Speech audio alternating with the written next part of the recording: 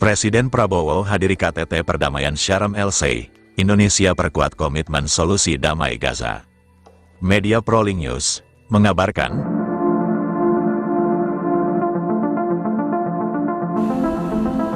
Presiden Republik Indonesia, Prabowo Subianto, tiba di Bandar Udara Internasional Sharm El-Sheikh, Republik Arab Mesir, pada hari Senin, tanggal 13 Oktober tahun 2025, untuk menghadiri konferensi tingkat tinggi Perdamaian Sharm El-Sheikh atas undangan khusus.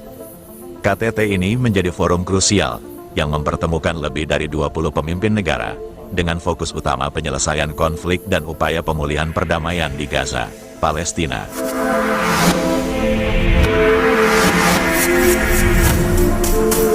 Kehadiran Presiden Prabowo menegaskan komitmen teguh Indonesia terhadap kontribusi aktif dalam upaya perdamaian global selaras dengan amanat konstitusi.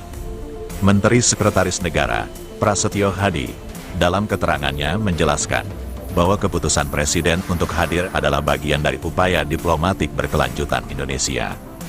Dalam agenda KTT, Presiden Prabowo dijadwalkan menjadi saksi pada upacara penandatanganan perjanjian perdamaian dan penghentian perang di Gaza.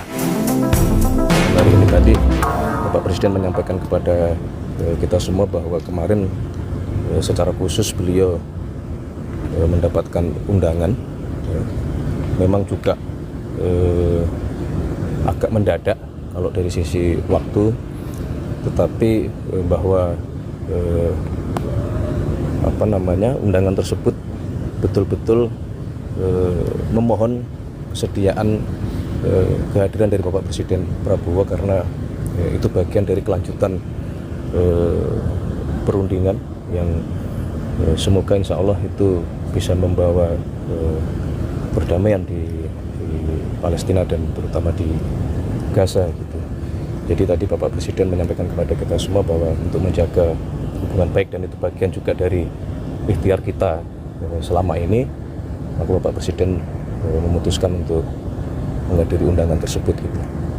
Agendanya apa aja Mas? Apakah hanya diskusi aja atau nanti akan ada penandatanganan perjanjian kesepakatan itu gitu Mas? Secara detail kita tadi belum mendapatkan update, baik terutama juga dari Bapak Menlu, karena kadang ada pertemuan itu yang sifatnya terbuka, juga ada juga pertemuan yang kadang-kadang sifatnya tertutup. Langkah diplomatik ini diharapkan menjadi tonggak signifikan menuju perdamaian yang berkelanjutan dan pengakhiran krisis kemanusiaan di wilayah tersebut. Sebagai bentuk kesiapan konkret, Presiden Prabowo sebelumnya telah menginstruksikan Tentara Nasional Indonesia, TNI, untuk mempersiapkan pasukan perdamaian, sambil menunggu mandat resmi dari Dewan Keamanan, atau Majelis Umum Perserikatan Bangsa-Bangsa, PBB. Presiden didampingi oleh delegasi tingkat tinggi, termasuk Menteri Luar Negeri Sugiono dan Sekretaris Kabinet Teddy Indrawijaya.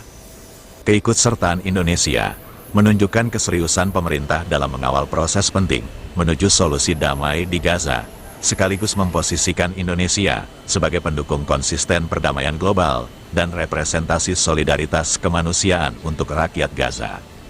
Komunitas internasional menaruh harapan besar agar KTT ini dapat menghasilkan kesepakatan yang efektif dan membawa kedamaian hakiki bagi kawasan. Menteri Sekretaris Negara, Prasetyo Hadi, dalam jumpa persnya, selain menyampaikan kehadiran Presiden di Mesir, juga menyampaikan sejumlah isu domestik yang menjadi perhatian Presiden, mencakup pengembangan infrastruktur transportasi, pembiayaan fasilitas publik, dan prioritas keselamatan. Sesuai arahan Presiden, adalah melakukan pendataan ulang secara menyeluruh, menjadikan faktor keselamatan sebagai prioritas utama, terutama yang berkaitan dengan kondisi fisik sarana dan prasarana. Malam hari ini sebenarnya pertemuan rutin sebagaimana setiap minggu ya. Kadang-kadang hari Sabtu, kadang-kadang hari Minggu. Jadi di setiap waktu kosong Bapak Presiden kemudian memanggil para menteri. Memang malam ini lumayan lengkap karena Bapak Wakil Presiden juga berkenan hadir. Kemudian ada beberapa Menko dan beberapa menteri terkait. Pertama, beliau seperti biasa mengupdate segala program yang sudah dikerjakan oleh pemerintah, tetapi memang terus terang malam hari ini tadi ada beberapa hal yang dibahas secara khusus, salah satunya mengenai sistem keuangan dan sistem perbankan kita, termasuk tadi membahas mengenai hasil dari peraturan pemerintah yang kita keluarkan berkenaan dengan masalah devisa hasil ekspor, salah satunya. Itu DHE-nya udah diterbitin berarti ya, Mas? Sudah kan sudah berlaku mulai bulan Maret. Jadi tadi membahas untuk melakukan evaluasi sejauh mana efektivitas dan dampak terhadap diberlakukannya DHE. Kalau sejauh ini laporan dari Bapak yang terkait, menteri-menteri terkait, apakah itu pengusaha-pengusaha itu sudah menaruh uangnya di sini, Mas, dengan aturan yang baru? Sudah, tetapi memang perlu juga terus kita pelajari, ya, karena dari yang sudah kita terapkan hasilnya belum cukup menggembirakan itu.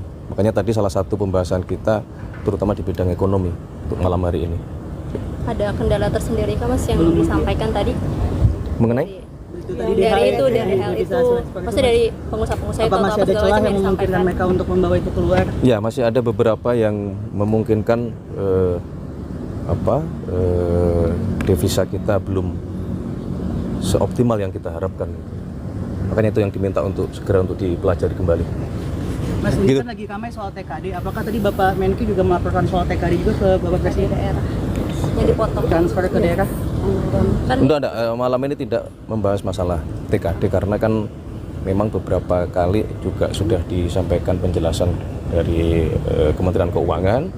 Kemudian juga beberapa hari yang lalu beberapa kepala daerah juga sudah diterima beraudiensi dengan Menteri Keuangan, ya, saling berkoordinasi untuk diberikan penjelasan mengenai masalah TKD ini. Ini kehadirannya Mas Gibran, apakah ada ngomongin soal percepatan pembangunan Papua juga nggak sih, Mas? Yang kemarin juga baru dibentukkan, ada obrolan itu juga nggak?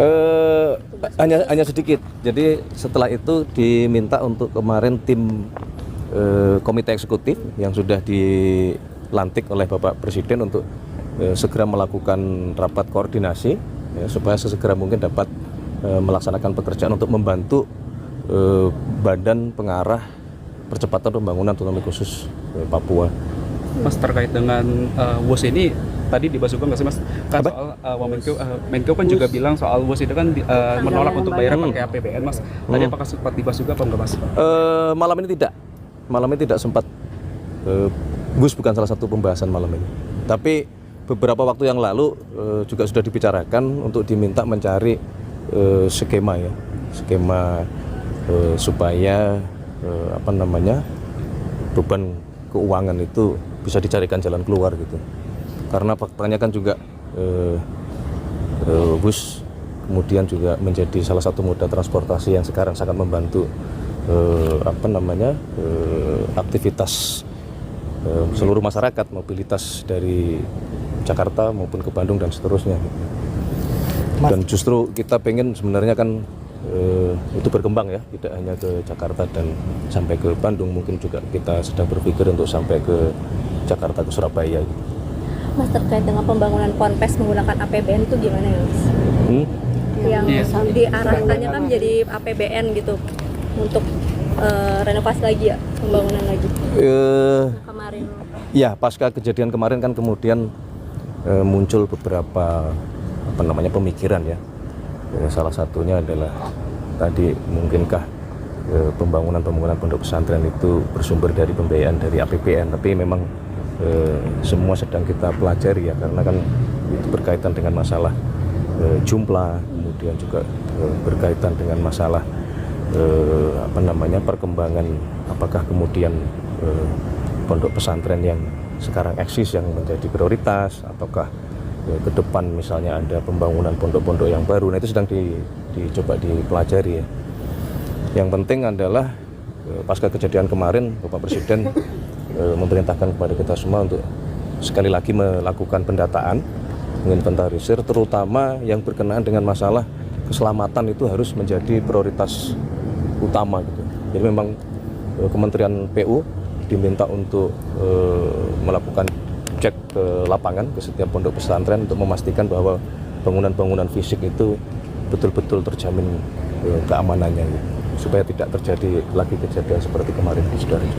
Mas, info Soal pergantian Kepala Badan Pangan Nasional itu pertimbangannya apa Mas? Ya, jadi begini, yang pertama bahwa sebenarnya fungsi dari tugas Badan Pangan itu kan dulu memang ada di Kementerian Pertanian gitu, dan karena Mas Arief sedang ingin kita tugaskan di tempat yang lain, maka kemudian fungsi itu langsung dijabat oleh Menteri Pertanian. Ini tidak ada masalah karena selama ini juga Menteri Pertanian dengan Bappenas selalu berjalan beriringan. Mas, tapi ada ini juga nggak sih catatan juga Ya. atau misalnya perhatian juga terkait dengan temuan yang mutu beras turun itu karena apa namanya lama tersimpan di gudang gitu. Itu kemarin disampaikan juga nggak sama Pak Amran ke Pak Presiden?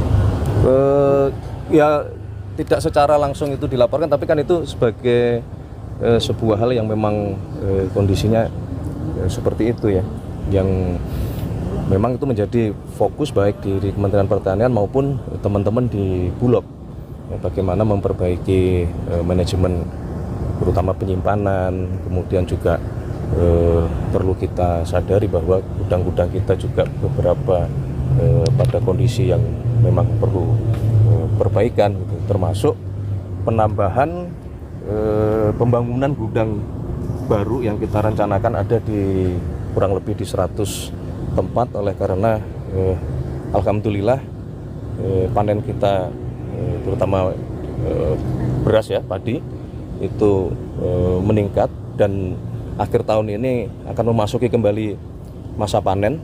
Jadi kita harus mempersiapkan gudang-gudang penyimpanan yang baru gitu, termasuk teman-teman TNI maupun Polri juga diminta untuk membuat gudang-gudang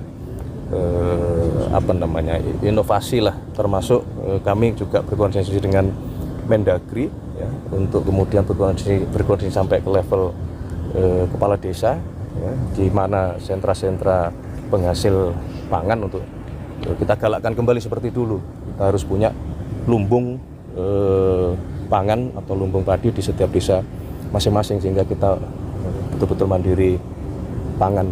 Mas, ada usulan dari Komisi 4 supaya Bulog ini statusnya dinaikkan menjadi KL gitu, bukan Perum aja. Nanti kita kaji ya, nanti kita kaji dulu ya.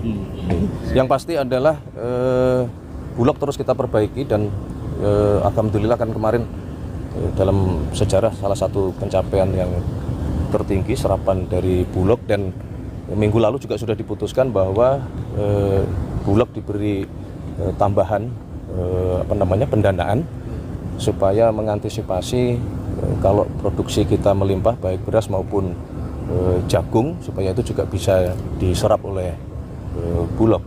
Intinya adalah kita betul-betul mari semua kita kerja keras untuk memastikan yang paling utama adalah pangan dulu.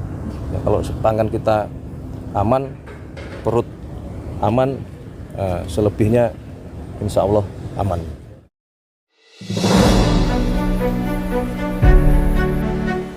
Terkait wacana pengiriman 20.000 pasukan perdamaian Indonesia ke Gaza, Mensesnek mengatakan bahwa wacana ini telah disampaikan di forum PBB. apakah ada kemungkinan Pak Presiden akan menawarkan kembali 20.000 pasukan perdamaian ke Gaza itu, Mas, yang sudah disampaikan juga di panggung PBB, Mas? Menurut kami kalau memang kemudian terjadi kesepakatan yang konstruktif, ya, tidak menutup kemungkinan arahnya akan ke sana. Tadi Bapak Presiden juga menyampaikan hal tersebut, bahwa kalau memang kemudian tercapai kesepakatan ke arah yang baik dalam artian terjadi perdamaian, dan kemudian salah satu konsekuensinya adalah kita Indonesia diminta untuk ikut serta membantu mengirimkan pasukan perdamaian. Nah, tadi juga dibahas dan diminta kepada tadi alhamdulillah yang hadir adalah Wakil Panglima TNI untuk juga mulai mempersiapkan diri manakala dibutuhkan kita.